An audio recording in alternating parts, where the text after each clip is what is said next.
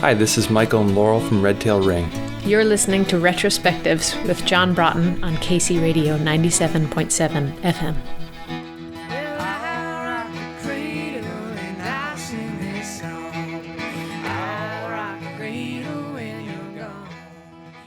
Start for you both. Who were the first artists that attracted you to the style of music that you're making yourselves? Well, I grew up in a kind of a rural area in the Upper Peninsula of Michigan, but my parents hosted a monthly concert series, and that was mostly all folk music. Well, it was all folk music, but the genre of folk is so diverse. So it was singer-songwriters as well as kind of traditional acts. And I'm sure that just from that influence of being able to see those concerts, I'm sure that influence got my mind thinking that was an interesting thing to do with your life. Yeah, I think maybe a turning point was seeing some really great African drumming live, like a big ensemble. Oh yeah, drumming in front of me. So that's kind of an interesting answer, but that's the farthest back memory of what caused me to go into this kind of music. Sure. What about for you, Michael? Can you pinpoint a time when your attraction to this type of music began? It's hard to pinpoint a time. My dad was really big into Doc Watson and Joan Baez and a lot of the artists who were big in the folk revival of the 60s. So in my house growing up, there was always Doc Watson and Bob Dylan, as well as a host of other kind of harder acts from that same time period. I think when I learned how to play guitar, I was really drawn to in acoustic guitar, like the approach of someone like Bob Dylan, a nice finger style, kind of ragged picking style, but in service of the song. I was always really intrigued by words primarily.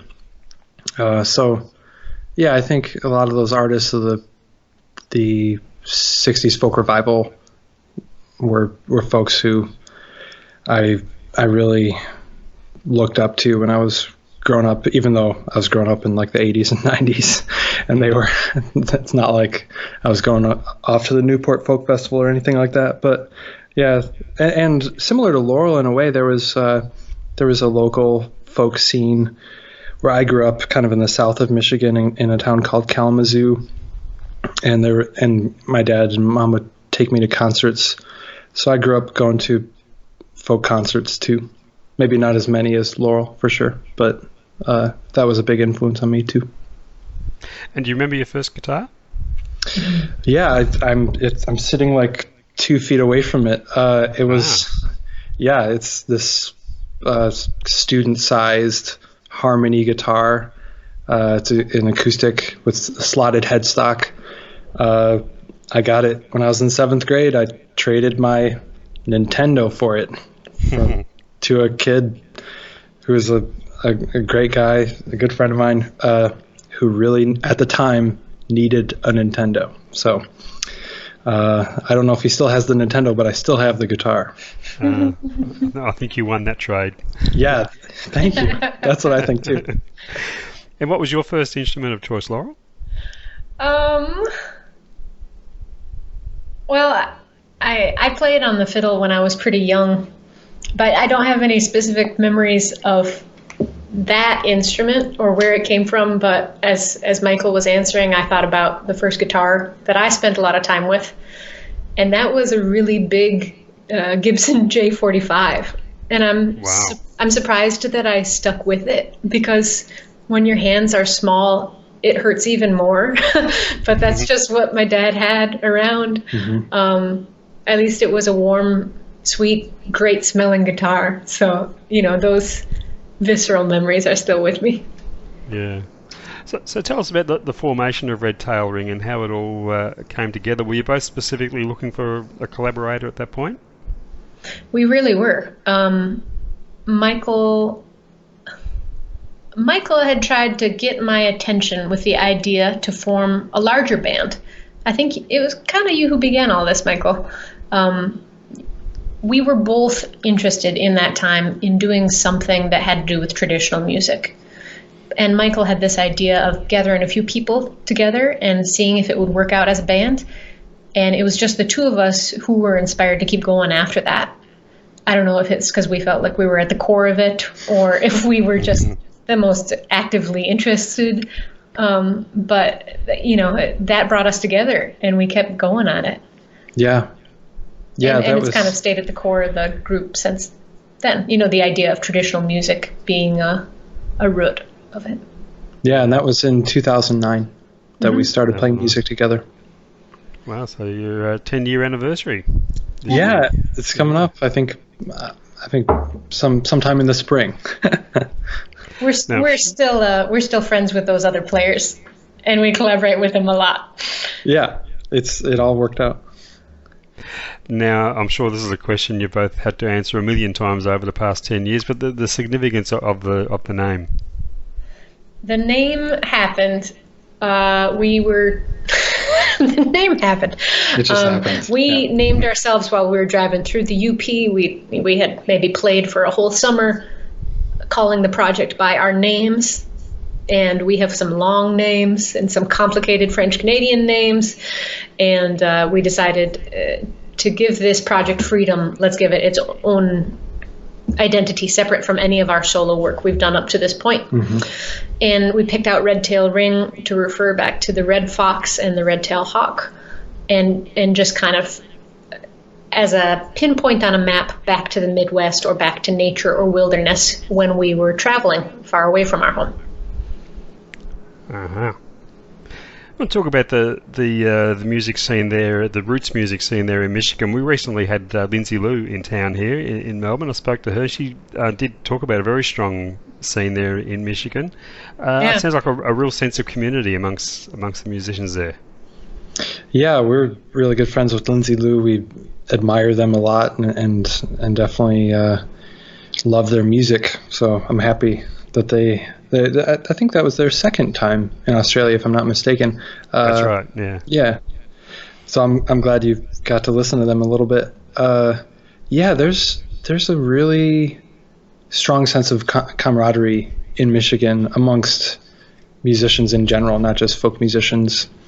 And for us, and I think for me personally too, a lot of that has to do with this music collective that we're a part of, called the Earthwork Music Collective, and it was started by a good friend of ours who it was started maybe 15, 16 years ago or more. Gosh, we might even be going on almost 20 years, at a time when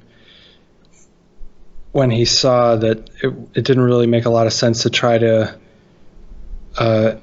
get on a music label, that a lot of the most exciting work was being done by independent artists, but he still wanted to have a group of people that he could rely on to help cross promote and to help each other in terms of like playing on each other's albums and professional sharing and experience and stuff like that. So it's really been a wonderful group of musicians, some of whom are professional musicians and some of whom are just have other jobs, but they produce music in a variety of ways, and it's been a cool thing to be a part of over the years, and to watch it grow. I mean, it's really popular in Michigan. We have an annual festival that's presented by the group, and I think that moment of starting that collective and bringing a lot of people in the fold helps set the tone of collaboration in Michigan music in general. Now, I believe you recently moved to another part of the state, away from Kalamazoo, where you were originally. Yeah, we had lived in Kalamazoo. It's my hometown for the past 8 years, and recently we got the bug to get a little bit more snow in our lives, so we went for it. and it's been great. Now, pretty much all the reviews and articles that I've read on you both over the last week or two have talked about your ability to blend the traditional with a new sound, giving a modern twist to it. Was that pretty much the blueprint when you formed Red Tail Ring? I think so. Definitely. Yeah. I mean, we were really interested in investing and learning about traditional music. And so we always knew that would be part of it. But we also really liked writing music. Before we started playing music as Red Tail Ring, both Laurel and I had solo careers that were almost entirely original music. So it felt really natural to try to make new arrangements of traditional work while also having original pieces that we tried to make sound kind of archaic. Once in a while we get the opportunity by accident we come upon listening to our old stuff from real long time ago. Maybe we're having to update a file somewhere or upload some music to some service. And it's funny to listen back to the original year, our original EP. And we're always struck with the idea that, like, whoa, we were doing some really weird stuff right from the beginning. Yeah. And it's almost a great check-in to remind ourselves to continue to explore or to continue to push it a little bit. I think as we fall more and more in love with the genre and we educate ourselves more and more with traditional music, there's a little bit of a sense or an inclination just to be traditionalists. The more you love something and the more you want to create it. So sometimes listening back to our very first thing by accident reminds us what our purpose was. Absolutely. And it's an accidental inspiration. It's a style of music that really thrives in a live performance situation. So when recording in studio, do you go to extra lengths to maintain that live and spontaneous feel? Do you record pretty much as a live performance as much as you can? We do. I think all of our full-length records have been recorded in the style of vocals, instruments, and both players all at once. On our last record, we also did one tune just because we didn't like any of our other miking techniques. We did one tune that was just around one microphone. I think it was kind of an a cappella with fiddle situation. And that was just the original old one ear on the situation plan worked good. So that felt good to kind of bring in that extremely simple recording technique too. Yeah, it's definitely a live vibe. Yeah, a lot of our recording is just trying to find a good take. We'll just run a song until we're both really happy with the take. And part of the reason we do that is because the way in which we record, it's really hard to edit anything. Like if you mess up a vocal or something like that, it's hard to decouple that vocal from the rest of the elements of the song. So we pretty much just go until we're really happy, and then for the most part we're using whole takes, or sometimes we're splicing together 2 whole takes, but everything is coming along with it. So yeah, it's a really live vibe. Your harmonies are wonderful. It's a real highlight of what you do. What do you see as a key component to successful harmony singing? Is there a golden rule? I mean, there's so many rules, and you can take or leave them, I guess, depending on your how you feel about them. I think for me, getting in touch with a shared vibration has really been huge. And we're not trying to talk about that in like a woo-woo sense, right? You're literally talking like being close enough to feel the reverberation. Absolutely. Yeah. Okay. Yeah, absolutely. And for a lot of years we performed just around one mic. So in terms of our physical proximity to one another, we were very close. And that, I think at that time, really helped our harmony, because we were we could really hear each other acoustically, and kind of feel each other acoustically. Like the vibration we were close enough to where you could feel when something was in tune, because when something's in tune, it kind of has a different vibrational kind of harmony to it. It just sounds easy. And then when it's a little bit out of tune or a little bit dissonant, then it's almost like it's pushing against you. Yeah, you can feel it as much as you can hear it sometimes. Yeah, that's nice. So if you're someone out there who's trying to get good at harmony singing, that kind of thing, it never hurts to practice with the radio. But if you have the person with whom you'd like to sing harmony with, it's fun to get very close and just sing harmony, and you'll feel the difference between in tune and out of tune in terms of just the sheer vibrations of it. So when choosing traditional songs to include in your repertoire, what do you look for in a song that makes it the right type of song for the red tail ring treatment, if so to speak? That's a cool question. We've gone about finding these songs in a lot of different ways. Some of them are from the oral tradition of our teachers teaching them to us. Other times we'll hear a recording, or we'll be kind of chasing down some archive recordings, and something will pop up as an interesting melody. A lot of the songs on our last couple records were ones that we found in books, like ballad books. And often my preliminary searching would be just reading as poetry many, many lyrics, and seeing which ones struck me as timely or still applicable today, or interesting.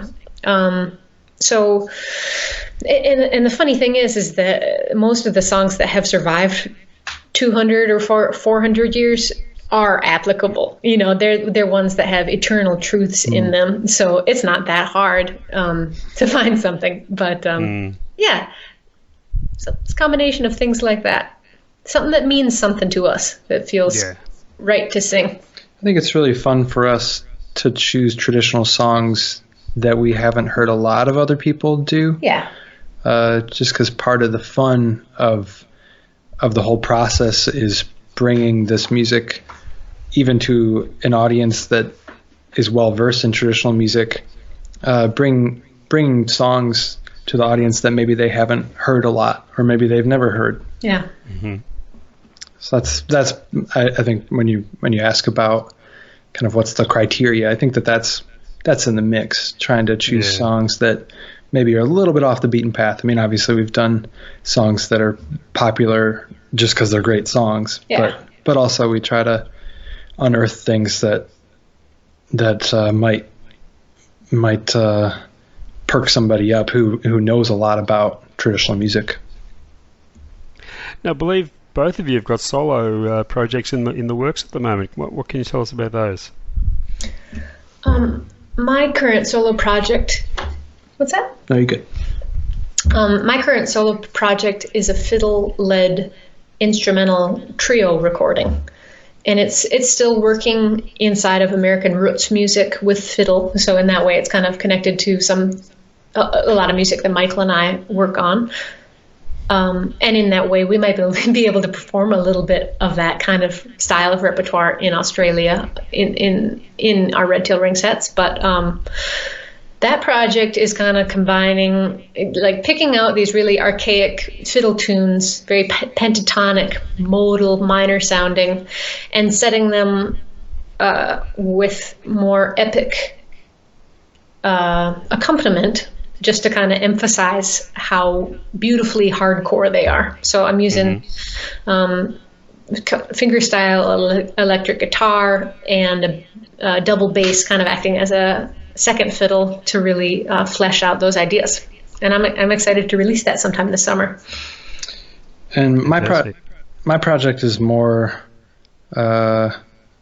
song based. It's kind of funny. We're going with our solo projects a little bit in our respective corners. Like Laurel is definitely more the instrumentalist between the two of us, and maybe I'm someone who's a little bit more enthusiastic about words and song forms. And amazing at it. Well, thanks. So that's my bent. So my project that is still in its nascent phase. I'm still kind of writing songs that will become an album, hopefully sometime next year. But yeah, it's just a lot of songs that some of which have not made it onto Red Tail Ring albums over the years, and some of which I've written in the last year and a half. Yeah, I just really like words. It's my favorite thing. So I'm just writing a bunch of songs with a bunch of words. Sure. What I've been hearing of that collection of songs is kind of growing off of tunes like this song, A Ghost Whispers, which is on our latest record. It's kind of in that same tonality and songwriting style. Yeah, that's what I hear. So more good melancholy, heartbreaking stuff. Yeah, it's all about the heartbreak. Lovely. That's key. So just in general terms, when you are writing, are you aware of the vehicle that song will go to? Do you know if you're writing for a Red Tail Ring record, or this specifically you're writing intentionally for it to be a solo project?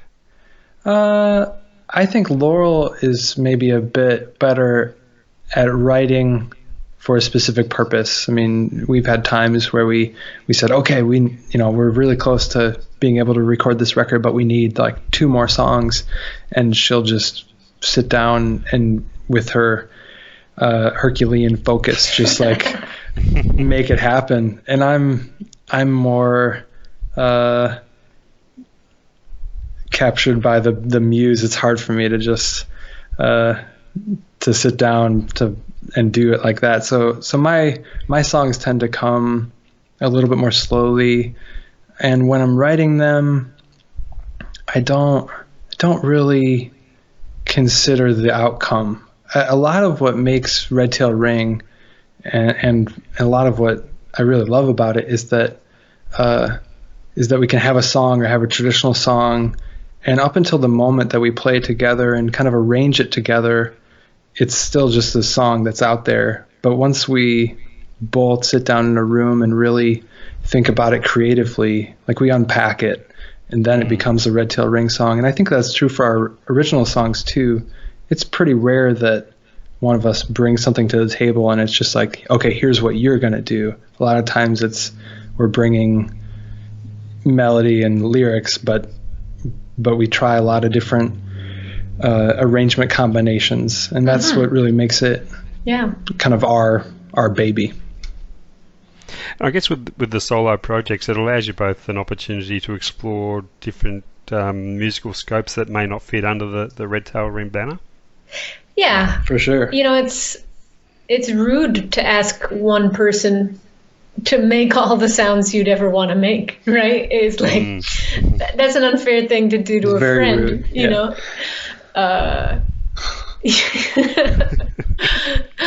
So yeah, it's been wonderful to work on these things, and we're kind of, it's hard not to because we're humans, but we're bringing back inspiration from those explorations into Red Tail Ring. Absolutely. So I'm sure in Australia we'll play a few of Michael's new tunes that will end up on his record, and maybe a few of mine that'll end up on my record, but they'll slide right in. You will not notice that it's not us. Yeah, they kind of work together. Yeah, for sure. Wonderful. So where outside of the United States, where are your best markets? Well, we've traveled a lot in Scandinavia. We've played tours in pretty much all of the Scandinavian countries. Last summer we did a cool tour in conjunction with a festival and a camp in Finland, and we did a long time ago we did a State Department tour in Denmark, and we've done tours in Sweden and Norway.